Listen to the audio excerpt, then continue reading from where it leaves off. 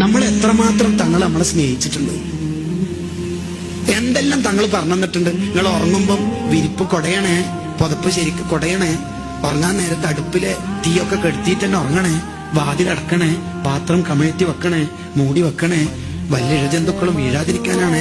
പിന്നെ എലി പോലുള്ള ജീവികൾ ആ തീയിലുള്ള ചെറിയ അംശം അടുപ്പിലെ തീയെടുത്ത് നിങ്ങളെ വീട് തീപിടിച്ചാൽ എന്റെ ഉമ്മത്ത് വിഷമിക്കുന്ന എനിക്ക് താങ്ങൂലേ.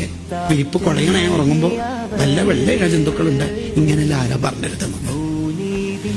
50 വക്ത നിസ്കാരം കിട്ടിയ സമയത്ത് 9 പ്രാവശ്യമല്ലേ അള്ളാന്റെ അടുത്തേക്ക് മടങ്ങി പോയത്. തങ്ങൾക്ക് 50 വക്ത നിസ്കരിക്കാൻ കഴിയില്ല. റസൂലുള്ളാഹിന്റെ 2 റക്അത്ത് തഹജ്ജുദ് തന്നെ. 1-ാമത്തെ റക്അത്തിൽ ബഖറ, ആലി ഇംറാൻ, നിസാ. 2-ാമത്തെ റക്അത്തില് സമാനമായ സൂറത്തുകൾ. 5-6 മണിക്കൂർ നീണ്ട തഹജ്ജുദ് ഉണ്ട് നബി സല്ലല്ലാഹു അലൈഹി വസല്ലം 2 റക്അത്ത്. ആ റസൂലുള്ളാഹിക്ക് ഇപ്പൊ 50 വക്തിലും വലിയ സംഭവം.